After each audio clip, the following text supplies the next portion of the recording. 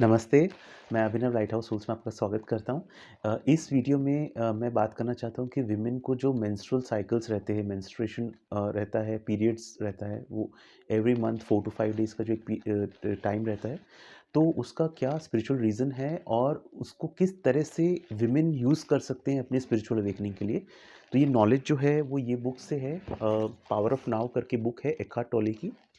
ये बुक ने मुझे बहुत ज़्यादा हेल्प किया था मेरी स्पिरिचुअल अवेकनिंग में, और इसमें चैप्टर 8 में एनलाइटन रिलेशनशिप्स करके जो चैप्टर है उसमें ये इस पे एकार्ट ने बहुत अच्छे से एक्सप्लेन किया है। तो मैं नॉलेज जस्ट आपके सामने रखना चाहता हूँ। इसका मैंने एक डिटेल्ड हर चैप्टर वाइज लाइव सेशंस किए थे, तो उसका भी चैप्टर 8 का लिंक मैं दे रहा हूँ। अगर आपको वो पूरा रिलेशनशिप्स पे है, बहुत ब्यूटीफुल है, जो नॉलेज है, 1 घंटे का वीडियो है। अगर आपके पास टाइम हो तो आप देख सकते हैं। और पावर ऑफ नाउ बुक का भी मैं लिंक नीचे दे रहा हूँ, अगर आपको इंटरेस्ट हो ये बुक पढ़ने में तो आप पढ़ सकते हैं। अच्छा, अच्छा, पहले मैं एक आई अपोलोजाइज़ अगर किसी विमेन को, लेडीज़ को सपोज़ ये वीडियो में कुछ मैं जो बोलता हूँ उसमें उनको कुछ सही नहीं लगता है, तो उसके लिए मैं बहुत बहुत क्षमा चाहता हूँ। अ, देखिए एकार्ट इसमें क्या बोल रहे हैं इस बुक में कि हम ऐसे सोचते हैं जैसे सब, like for a man, like मैं जस्ट अपनी बात करता हूँ, तो as I became aware that women have this thing, that this thing that happens, one धीरे धीरे when you become aware, तो ऐसा लगता है कि ये क्यों होता है, मतलब, and thank God I am not a woman, right. And maybe if you are a woman then you would be thinking that आप भी एक फेज से गुजरे होंगे कि भाई ये क्यों है, मतलब why is it that I have to undergo this 4 to 5 days of this problem, right. So actually Eckhart क्या बोलते हैं कि एकार्ट बोलते हैं कि actually women are closer to enlightenment than men. ठीक है, क्यों, राइट। और मैं if you are a man, don't आप वो मत डिसपॉइंट मत हो, बिकॉज हम लोग उस पर आगे डिस्कस करेंगे। देखो, वुमेन को ना एक नेचुरल एडवांटेज होता है मेन के कंपैरिजन में in terms of their spiritual awakening. Why? Because women are more in their body, women अपने बॉडी में ज़्यादा रहती हैं। ठीक है, मैन कहाँ रहते हैं, मैन अपने ब्रेन में रहते हैं, थिंकिंग माइंड। ठीक है, ये शायद मतलब जो हमारा एनर्जी है, जो ऐसा बोलते हैं जैसे वुमेन जो है, वुमेन फेमिनिन एनर्जी रहती है, that is much more gentle, relaxed, soft energy रहती है, एंड यील्डिंग एनर्जी रहती है। एंड जो मेल एनर्जी रहती है that is much more aggressive, penetrating, hard, rigid. ठीक है, तो हमको जिस तरह से सोसाइटी कंडीशन करती है ना, तो हम, like a person may be born as a man और अ वुमन, तो फिर वो आगे फिर उसी डायरेक्शन में बढ़ते जाते हैं। Main become more harder, more rigid, because society भी उनसे वही एक्सपेक्ट करती है, जबकि हर पर्सन में फीमेल मेल दोनों एनर्जी रहती है। ठीक है, बट फिर वो सोसाइटी की कंडीशनिंग वैसी रहती है। बॉयज़ को बोला जाता है कि रोना नहीं बिल्कुल भी, राइट। तो वो men become harder and harder, and women are by nature gentle and soft, but उसमें एक्सेप्शंस रहते हैं, बोथ वेज एक्सेप्शंस रहते हैं, राइट।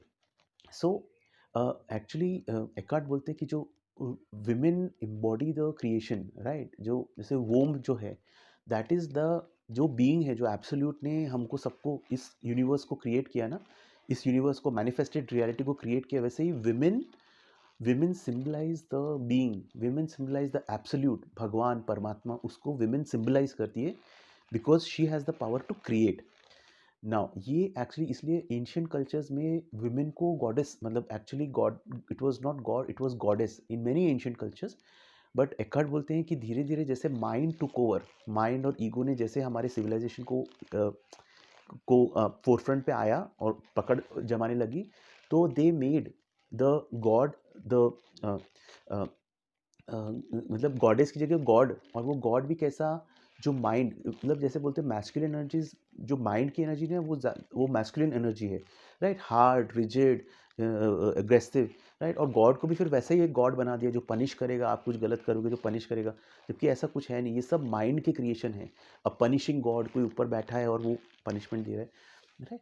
सो बेसिकली तो मैन के लिए सबसे बड़ा ऑब्स्टिकल यही है कि अपनी इस थिंकिंग माइंड से बाहर कैसे आएँ। अब आते हैं बात पीरियड्स पे, जो मेंस्ट्रुअल साइकिल्स पे।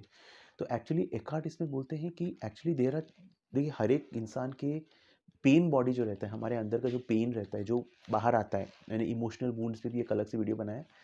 तो जो पेन रहता है, हर पर्सन का एक पर्सनल पेन बॉडी रहती है, पर्सनल मतलब खुद के उसके जो भी life times, past life times के कर्मास वगैरह से जो भी उसने अपने अंदर एक पेन इकट्ठा करके रखा है वो।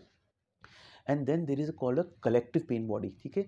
जैसे आप जिस कंट्री में आपने सपोज कोई पर्टिकुलर, आप कोई एक नेशनैलिटी में थे जहाँ बहुत आपने वॉर, स्लेवरी वो सब देखा हो, तो वो सारे कैरी होते हैं जनरेशन दर जनरेशन। जैसे आप देखोगे हिरोशिमा नागासाकी में जो बॉम्ब ब्लास्ट, सॉरी जो एटम बॉम्ब्स गिराए गए थे, उसके बाद कितने जनरेशन्स को सेम सेम डिफेक्ट्स दिखे गए थे। तो वो होते हैं कलेक्टिव पेन बॉडी, ठीक है।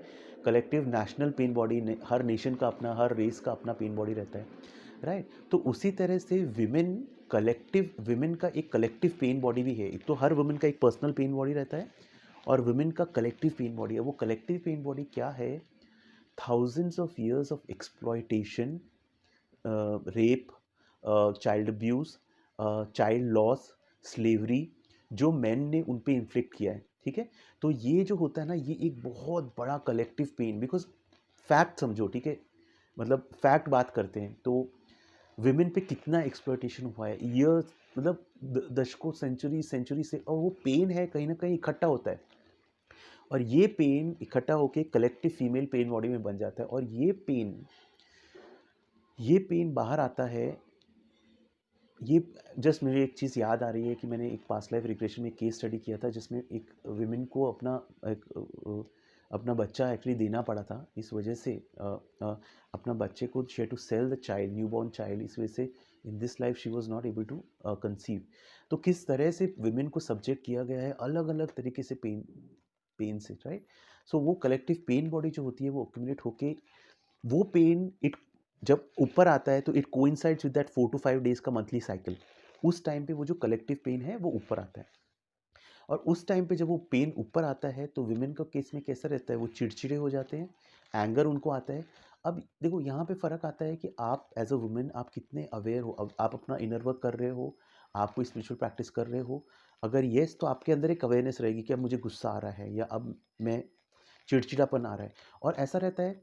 और अगर आप ये अवेयरनेस नहीं है आपके अंदर, तो आपको समझ में नहीं आएगा कि मुझे चिड़चिड़ क्यों हो रही है, मुझे इतना गुस्सा क्यों आ रहा है, राइट। और ऐसा इसमें क्या होता है, जब वो पेन बाहर आता है ना, सामने आपके लोग, आपके फैमिली मेम्बर्स भी कुछ ऐसी हरकतें कर देते हैं, बेवकूफ़ियाँ कर देते हैं, कि एक्चुअली वो बेवकूफ़ियाँ वो नहीं कर रहे, वो आपके अंदर का पेन बाहर लाने के लिए वो सब बाहर हो रहा है, ठीक है। आप उन बाहर के लोगों पे बरसते हो कि इसने ऐसा गलती क्यों कर रहा है, ये ऐसा क्यों कर, बट एक्चुअली क्या होता है, वो उस टाइम पे, वो 4 से 5 दिन का जो टाइम रहता है, उसमें आपका खुद का पेन बाहर आना चाहता है, वो कलेक्टिव पेन बॉडी। तो अभी हमको क्या करना है, और यही, अब ये एक सज़ा मान के चल सकते हो आप पूरी लाइफ एज अ वुमन, और इसी चीज़ को आप एक इंस्ट्रूमेंट बना सकते हो ट्रांसम्यूटेशन का, अपनी स्पिरिचुअल अवेकनिंग का। जैसे अल्केमिस्ट बन सकते हो आप, जो बेस मेटल को गोल्ड में कन्वर्ट करता है। जैसे बोलते हैं ना, if life gives you a lemon, I will make a lemonade, right. उस तरह से ये जो 4-5 दिन हैं, मैंने इमोशनल वुंड्स पे एक और बनाया है, उस पर भी आप वीडियो देखिए, कि उसको कवर अप मत कीजिए। कोई भी चीज़ जो पेन बाहर आ रहा है ना, उसको हील होने दीजिए, ठीक है। तो यही आपके पास अपॉर्चुनिटी है कन्वर्ट करने की। तो आप इस टाइम पे आपको क्या करना है, फर्स्ट ऑफ ऑल, आप जब आपको समझ में जो प्री मेंस्ट्रुअल पीरियड रहता है, मतलब जो I think menstruation cycle start होने से पहले एक यू गेट अ फीलिंग, ठीक है। मैं पर्सनली ऑब्जर्व नहीं किया है एक्सपीरियंस नहीं किया है, मैं सिर्फ एकार्ट का नॉलेज शेयर कर रहा हूँ आपके साथ में। तो अगर आप वुमेन हो तो आप समझ सकते होगे कि वो जो पेन, आप जो चिड़चिड़ापन या वो चीज़ जो इमर्ज हो रही है, उसको आपको ऑब्जर्व करना है, ठीक है। मैंने इनर बॉडी पे एक वीडियो भी बनाया अलग से, वो भी देख सकते हैं, कि अपने इनर बॉडी पे ध्यान रखने के फ़ायदे। तो ये जो 4-5 दिन है, उसमें सिर्फ आप अपने बॉडी के प्रति अवेयर हो, मेरे बॉडी के अंदर इनर बॉडी, ये बॉडी नहीं, मतलब ये बाहर तो वो एक इनर जो बॉडी है, ऐसा सोचो एक बोरे में आप हो, और वो बोरे के अंदर का जो सामान है, उसके उसमें एनर्जी फील्ड जो है, उसके प्रति अवेयर रहो। क्या सेंसेशंस हो रहे हैं बॉडी में, क्या थॉट्स आ रहे हैं, क्या फीलिंग्स आ रहे हैं। विमेन में एक्चुअली ये नेचुरल एबिलिटी रहती है, अपने बॉडी के टच में रहते हैं, इस वजह से they are closer to enlightenment than men. लेकिन ऐसा नहीं है, मेन भी एफर्ट डाल के जितना अपने इनर बॉडी में फोकस करेंगे। हाँ, बस यही है। आप जैसे अगर क्रिकेट आपको पसंद हो देखना, मैं तो बहुत क्रिकेट मुझे पसंद है, तो जैसे अगर एक होम टीम को जो एडवांटेज रहता है कि पिचेस भी उनकी खुद की, एनवायरनमेंट उनका खुद का, क्राउड्स उनके खुद के, तो वुमेन का एक नेचुरल एडवांटेज है कि वो इनर बॉडी को फील कर सकती हैं, तो वो ज़्यादा बेटर पोजीशन में होती हैं उस पेन को ट्रांसम्यूट करने में। तो आपको सिर्फ अपने इनर बॉडी पे फोकस करना है इस टाइम पे, 4 से 5 दिन जो भी है, वो टाइम पे आप अपना मेडिटेशन ज़्यादा करिए। रेकी हीलिंग मतलब मैं रेकी मास्टर तो मैं अपने सब वुमेन स्टूडेंट्स को बोलता हूँ कि बिल्कुल ये टाइम को आप ज़्यादा यूज़ करो, जो पेन बाहर आता है आप और अच्छी अपनी रेकी हीलिंग करो और हील करो उस पेन को। फिर ईएफटी आप कर सकते हो, होपोनोपोनो प्रेयर है, उस सब पे मैंने वीडियोस बनाए हैं, तो आप वो सारी चीज़ें कर सकते हो। और इसमें एक और चीज़ बोलते हैं कि मेल्स मेन को एक जस्ट एक सजेशन है कि एक्चुअली ये टाइम पे वुमेन का ना पेन बॉडी निकल के आता है। So if you are both of you are more spiritual and advanced, आप अपने अपने हस्बैंड से या अपने लाइफ पार्टनर से आप बात कर सकते हो कि भाई इस टाइम पे I will go through this phase. तो मेन क्या कर सकते हैं इस केस में, ये मेन के लिए भी अपॉर्चुनिटी है। अगर वाइफ को सपोज ये ऐसी प्रॉब्लम है एंड गुस्सा चिड़चिड़ापन आने आने वाला है, तो कई बार क्या वाइफ गुस्सा होती है तो हस्बैंड को भी गुस्सा, उसका हस्बैंड का पेन बॉडी भी निकल के आता है।